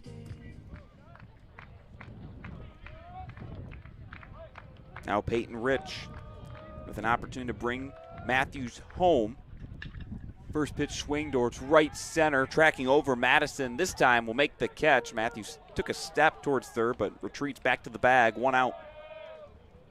Once again, that wind not helping out Macomb as that ball, I'm not sure if Matthews would have been able to tag with even wind, but it did not help that Madison was crashing in hard and would have had an easy throw on to third to nab Matthews if he tried to take that extra 90 feet down to third base. Now Zach Grindy looking for a little bit of deja vu as he steps in. Had the RBI double back in the 3rd. Last time we've seen a run in this game is that pushed the lead 2-2 zip, which is where we stand here in the bottom of the 5th. First pitch on the outer half. Strike 1 to Grindy. McCunick's going to continue to try to work the lefty off the outside part of the plate. Does not want to put a ball on the ground to the right side and get Matthews to third. Ball down the left field line, tracking back towards the corner, and a foul ball as it sailed over the wall. Almost an opposite field bomb for Zach Grindy, and instead it'll be 0-2. Did not miss by much. Just a few feet to the left of that foul pole at 320 down the left field line. Another strong swing from Grindy, but he went with it as McCunick continues to push him on the outer part of the plate.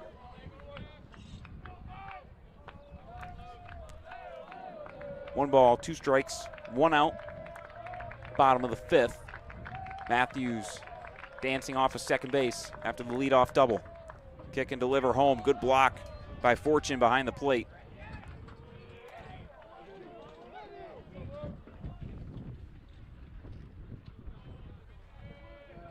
You'd love a hit here, obviously, to score Matthews, but a productive out helps all the same. Ground ball to the right side, deep fly ball to center or right. Grindy got to find a way to get Matthews down to third. McCunick holds the ball high. Matthews takes off for third. Fly ball down the left field line and out of play. Grindy continues to fight against McCunick here in the 5th inning. Really good jump from Marwin down there at second. Got to protect the plate, but I'm thinking he would have taken third on his own with that good of a jump.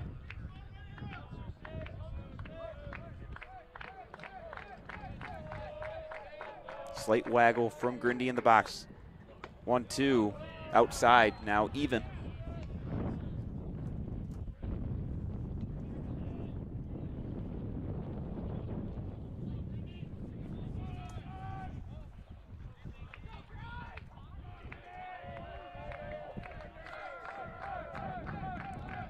2-2 again. Matthews takes off. Dribbler down the first base line. Takes a skip into foul territory. Foul ball. Let's look at Matthews coming all the way in to score from second on the dribbler down the first base line. Battle between McCunick and Zach Grindy continues to roll.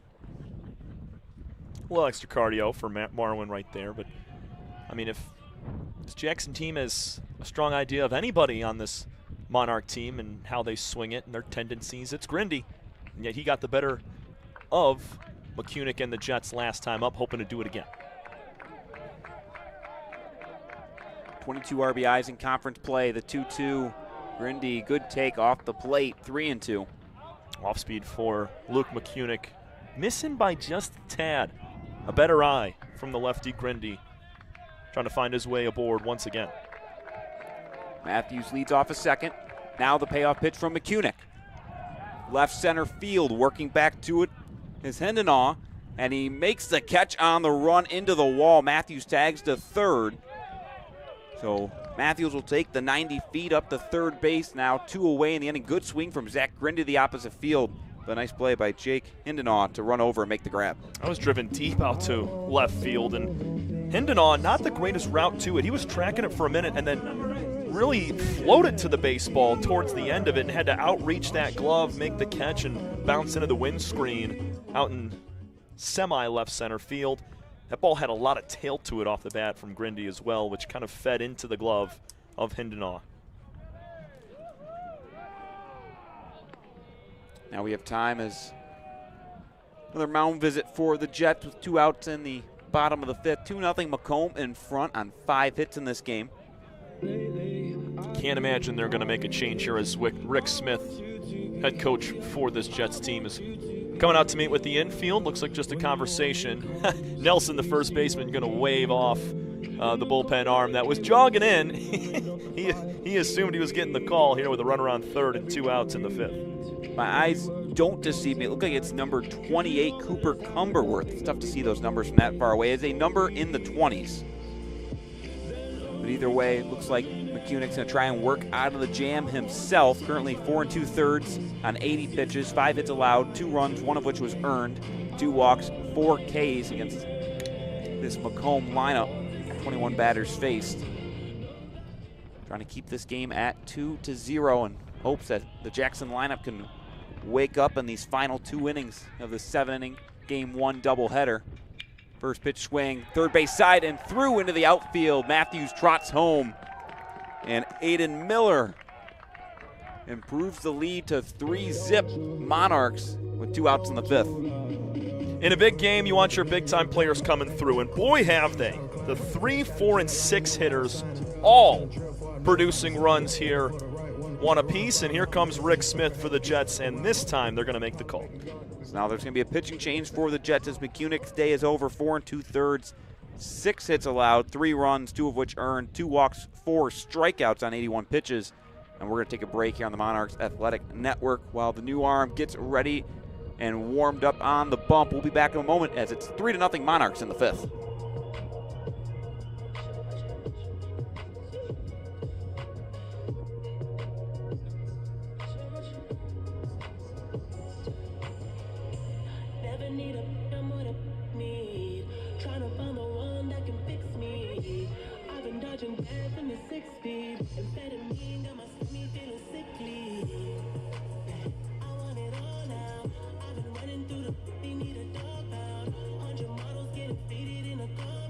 Your attention, please. And the pitch for the Jets is 28, Cooper Cumberworth.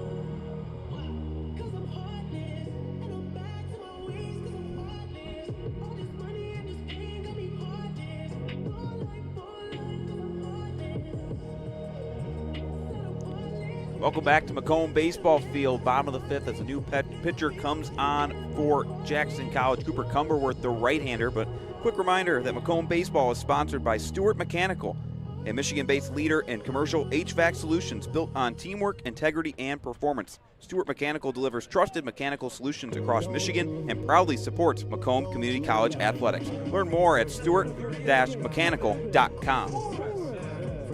Logan Morrison comes in to be the first man that Cooper Cumberworth will face. Matt Merrifield joined alongside Tom Cavanaugh. 3-0 Macomb in the bottom of the 5th.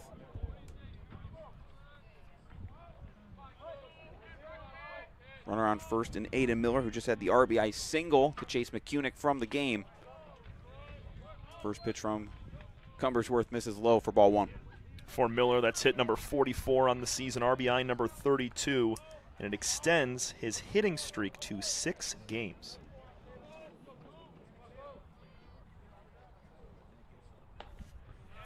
Strike one at the top of the zone to Morrison now. Cumberworth a ton of time in relief this season. He's making his 16th appearance, 36 and 2/3 innings pitched, 10 earned on 22 hits, 40 punch-outs and 10 walks. He's going to fill it up. He's got a sub-1 walk at 0.87.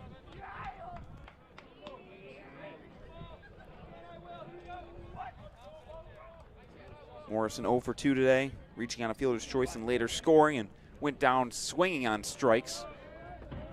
Last inning to lead off in the 4th. Takes a swing out towards left field. It's going to drop into shallow left for a base hit. A soft single for Evan Morrison. And with 2 outs, Macomb now with 2 on, making way for Buster Diebel. Just a bleeder the opposite way. Morrison caught it off the end of the bat, and they're going to get Cam Sims once again to run for him. Great swing from Morrison, staying through the ball. And ever since that Grindy double in the 3rd inning, we have seen more and more strong swings from this Macomb team, and they have really piled them on for a total of 7. Diebel with the multi-hit game, 2 for 2 with 2 singles, including an RBI single in the 2nd. He'll lay off the first pitch for a ball, 1-0.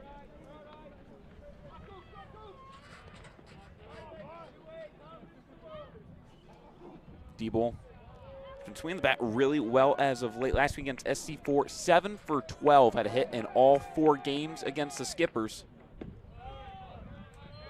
I was just going to touch on the fact that he's now got a 5-game hit streak, and then he's got 4 multi-hit games in his last 5. So when he gets hot and he gets a base hit, he's going to follow it up with more. Just 1 home run so far in conference play, but he's driven in 17. And he obviously has the team leading 40 RBIs total on the year as well. Had a good year last year. Started in 27 games for the Monarchs as a freshman. 3-0 pitch. He takes all the way. It's in for a strike for Cumberworth. Chance to load him up for Lachlan Stout, a man that is due at 0 for 2 right now. See if Cumberworth can battle back. Diebel's going to get something good here. Cumberworth trying to battle back to full. 3-1. Probably would have been off the plate for ball 4. Diebel takes a hack, fouls it off. Now full 3-2 runners will move on the pitch. Yeah, it's always tough to say with a guy that really fills up the zone. As we mentioned, the 40 strikeouts to just 10 walks this season in 36 and 2/3 innings. Cumberworth set to his midsection. The payoff pitch, 3-2. Hopper to shortstop, fielded by Devaney, and to first in time to get out of the inning. Macomb does tally up a run, however, and chases McCunick as the Monarchs lead 3-0 as we head to the 6th. Monarchs 6 outs away from a conference title. We'll see if they can close this one out on the other side as we take another break here on the Monarchs Athletic Network.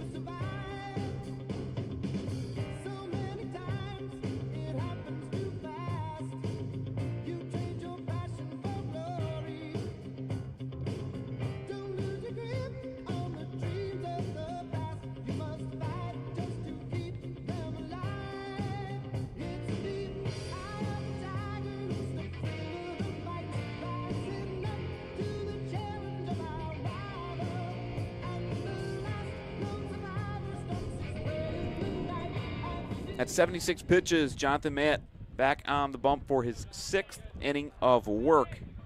Currently just 2 hits allowed, no runs against this Jackson lineup. Monarchs leading 3-0 in the top of the 6th. 7 strikeouts, just 2 walks for the sophomore right-hander. First pitch swing, chopper to third. Miller on the run, throw, and in time to beat Mattamore.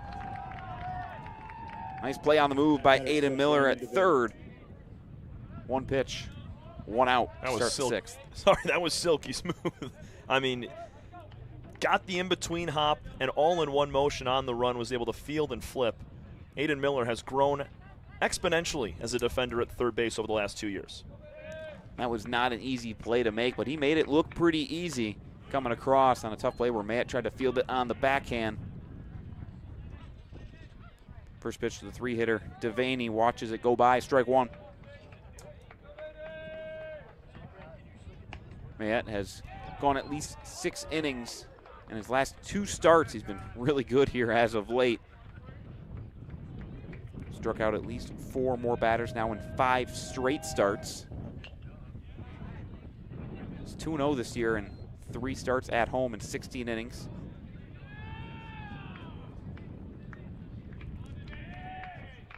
One and two to Devaney. Devaney 0 for 1 today with a walk and a ground out. Breaking ball, skied towards left field. Zito all over it. Doesn't have to move much, makes the catch for out number 2. Better 7, Jake Cavanaugh. A couple of clean outs to start, and really besides that hiccup in the third, it has been controlled dominance all day long for Jonathan Mayette, getting out ahead of hitters, inducing weak contact, and doing it efficiently. Matt, you touched on he was just at the high 70s, now up to 80 pitches so far, but when you're through 5 2/3 and you're sitting at the 80 mark, it's nothing to sneeze at.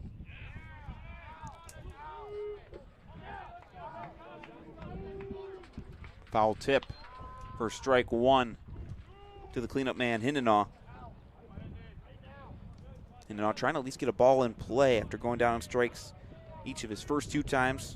Looking back in the second, swinging with the bases loaded in the third. Best chance so far Jackson's had today at bringing across a run against Mayette. And 0-2, Mayette pulls ahead, just attacking one of the best hitters in the conference. Yeah, that was a filthy sweeper down and away. One more swing and miss like that, and Hindenaw's going to have to go sit in the truck. 0-2 pitch, shot towards the right side, tailing foul. And for Jake Hindenaw, just not confident swings either. He saw back in the last at-bat, the 0-1 was a fastball up and away, similar to that last 0-2 pitch, and just not a good swing on it. And very uncharacteristic for a guy that's been so successful all year long. He's going to win all MCCAA as well. He's able to lay off the 0-2, a waste pitch from Matt. He's a guy that's going to help them when it comes playoff time. Because as these teams are jockeying for first place in the conference, Jackson's still going to make a push in the Region 12 tournament. 1-2 pitch, sawed off towards third. Miller lets off for Matthews, who lost his footing. No throw on to first, an infield single for Jake Hindenaw. A runner on now with 2 away, just the 3rd hit of the game for the Jets. And Jackson really hasn't done anything today without 2 outs. You look at the double from Kopus back in the second, that was after the first 2 were retired. You look back in the third, first 2 were retired, and then you had base hit and back-to-back walks. Since then, it's been back-to-back 1, 2, 3 innings. They just haven't been able to get runners aboard with less than 2.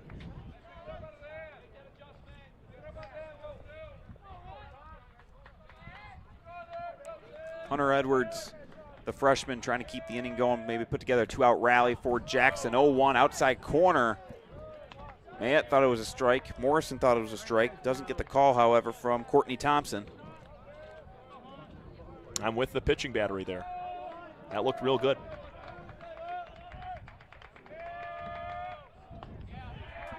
Good sweeper from Mayette to get back in front. 1-2 with 2 outs in the top of the 6th. Love to see that put-away pitch, another blistering fastball up near the letters to take down Edwards for a 3rd time. High knee kick off the end, a shot to second. Good field, and on to first. Leonard makes the play. 6 scoreless from Jonathan Mayette, and Macomb is 3 outs away from clinching at least a share of the MCCA East title. See what kind of support the offense can put together in the home half of the 6th here on the Macomb Monarchs Athletic Network.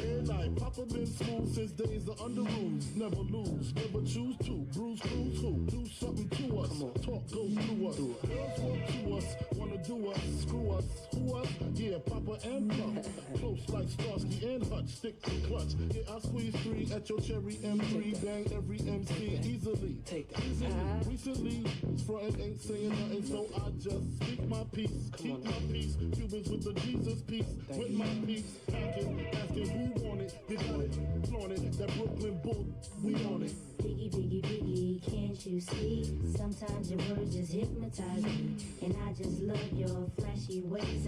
Guess that's why they're broken, you're so petty. Biggie, biggie, biggie, can't you see? Sometimes your words just hypnotize me, and I just love your flashy ways.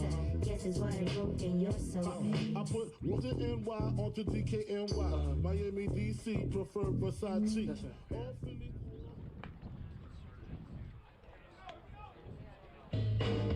Black hole sun, won't you come? Number 34, Lachlan Stout in for the 3rd time today, looking for his first hit of the afternoon in Game 1 of this doubleheader between Macomb and Jackson. Doubleheader today, doubleheader on Saturday, and that brings a conclusion to the regular season here in 2026. Playoff baseball starting up next week. First pitch heater up in the zone. Stout can't catch up to it, 0-1. Yeah, Macomb's able to handle business, run the table over the next several games against the Jets. They will be playing here in that opening best-of-3 round for the Region 12 tournament. Still a question on who Macomb will be playing. Because obviously Jackson in control of second place. They have a 2-game lead on Henry Ford College, which could change. Henry Ford right now with a 1-run lead over SC4. And if Henry Ford's able to sweep and Macomb handles business, wins 2, Henry Ford and Jackson would be tied for second place with 2 games left to play. And it's a toss-up there because SC4, they're bottom of the barrel in a 6-team conference at 4-17 right now. So Henry Ford in 3rd should handle business, win both. It's up to Jackson in those last 2 games if everything works out that way today. 1-2, bouncer to the left side and past the third baseman. Copas into left field. Base hit from Lachlan Stout to lead off the bottom of the 6th.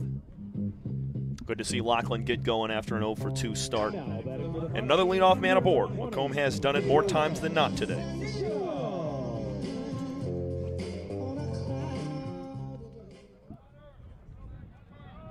Vito Zito fresh off a base hit last time around. Looking to make it 2 this afternoon. Stout leading off the first, held on by Nelson. Heater from Cumberworth misses high, 1-0.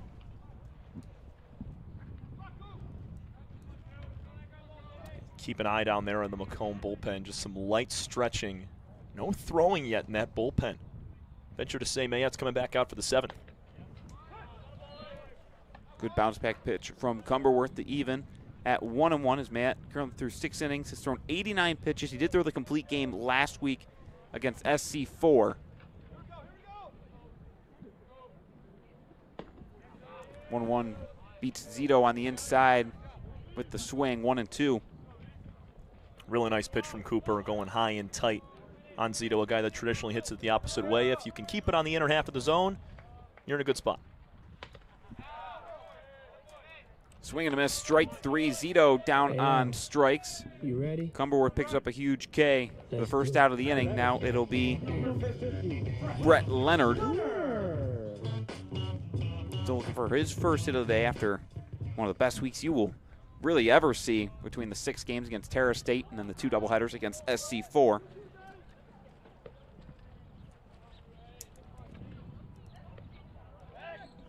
Pickoff move back to first. Stout dives in safely. Yeah, 14 hits in a week of baseball. That's video game numbers. And with 4 homers as well, several doubles, triples as well mixed in there. He did it all offensively. And it's been a really good stretch of baseball for Leonard, even beyond just last week. Since April 1st in 15 games, he's got 22 RBIs. Wow. of his 24 on the year. He has really turned around here in the second half down the stretch, and it's been a big piece as Dwight Macomb has won 9 straight, including 7 in a row in conference play as well. And there's depth on this team, too, because you have a guy that he was splitting time with at second base in Norbert Garcia. Not in the lineup here in Game 1. He is also a very talented player, a lefty hitter, plays a clean infield. But Leonard, he's just been too hot lately. Grounder to short, Taylor made. Shortstop steps on the bag for one and on to first. A 6-3 double play to get Cumberworth and the Jets out of the 6th and holding this game at 3-0. Expect to see Jonathan Mayett on the mound in the 7th as Macomb looks to close out a 10th consecutive win. We'll see if they can do it when we come back after this here on the Macomb Monarchs Athletic Network.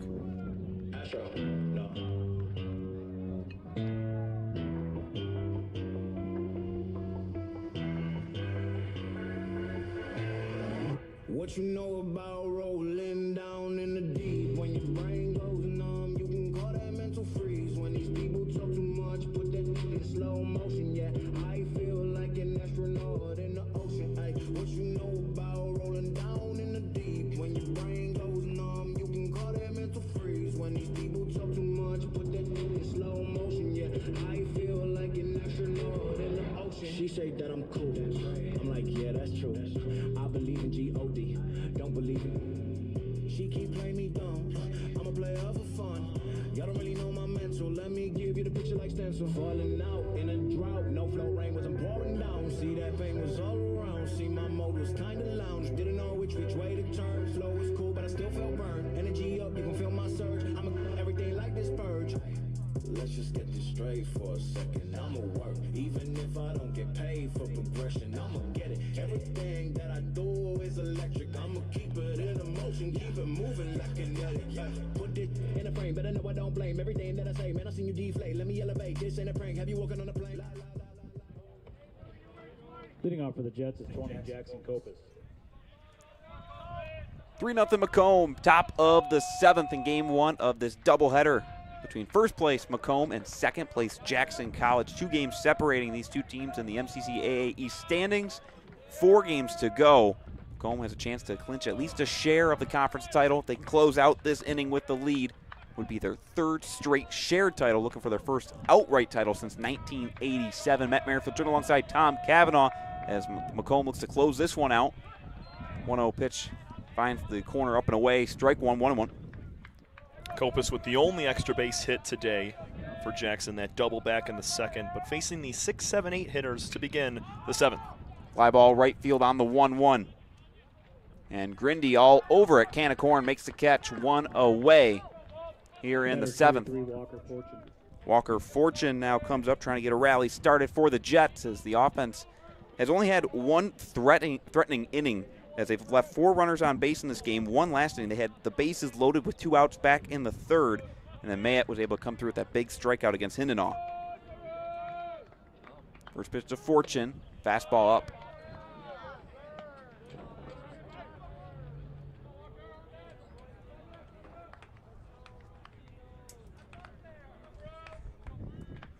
Mayett on the bump for the 7th inning, looking to complete his 3rd complete game of the year. Would it be his 2nd in a row after his 7 innings against SC4 last week? He's still been efficient. 93rd pitch coming up here for Jonathan. 3 hits, 2 walks, 7 Ks. Swing and a miss on the 2-0. He's been competitive in every at-bat. Minus probably the 5-pitch walk to Landon Devaney in the 3rd to load him up, but then came back with the strikeout to Hindenaw. Everything's been competitive. Comes back with the high heat. Fortune can't catch up. 2-2. Yeah, and especially after that walk, had the mound visit with the bases loaded and comes out in just 3 straight heaters right by Hindenaw. Hindenaw just couldn't catch up to it. Now the 2-2 out of the windup. Liner towards second and over the head of Leonard into right center. A 1-out single for Fortune. Jackson now has a runner on here in the 7th.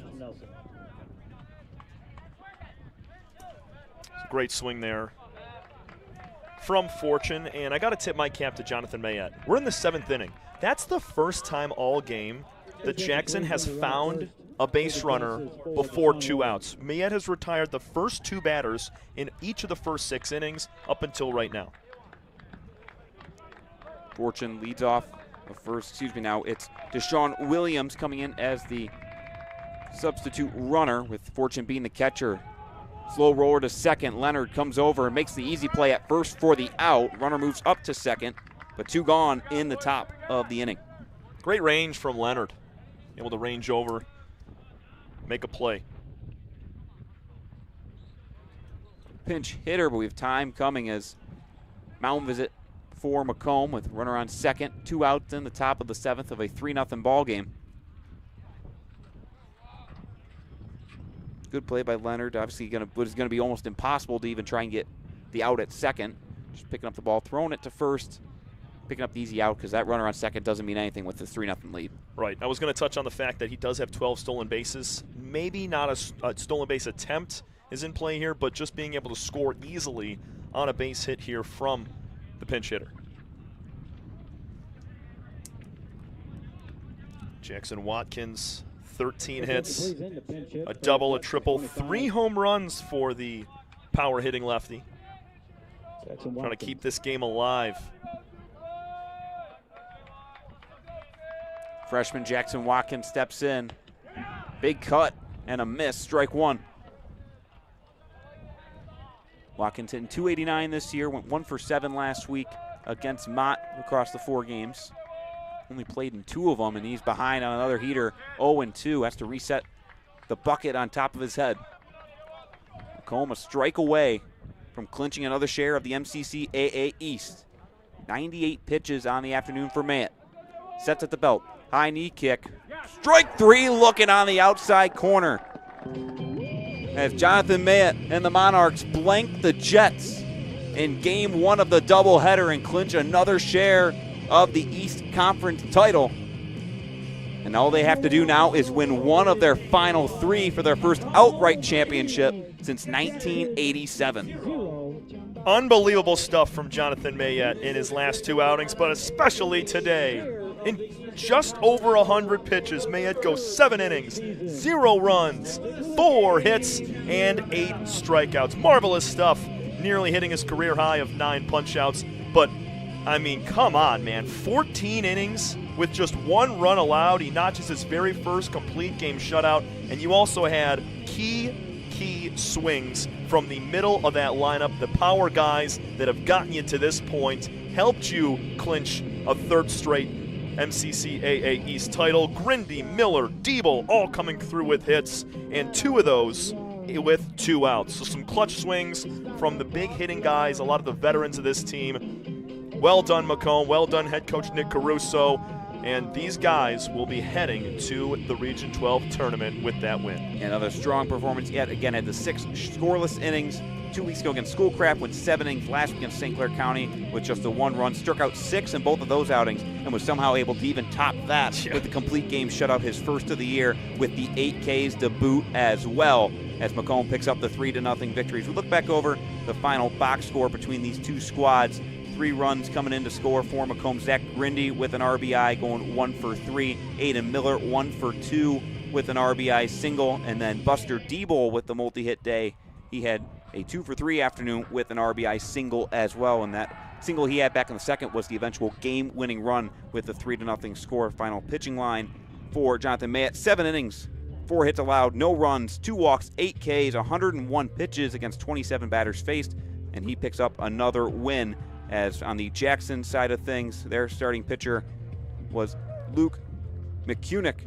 After 4 2/3, 81 pitches, he allowed 6 hits, 3 runs, 2 of which earned 2 walks and 4 strikeouts as he takes the loss. And Macomb now just 1 win away from that outright title. We got about a half hour, Tom, before Game 2 starts. An opportunity to clinch a title on home field.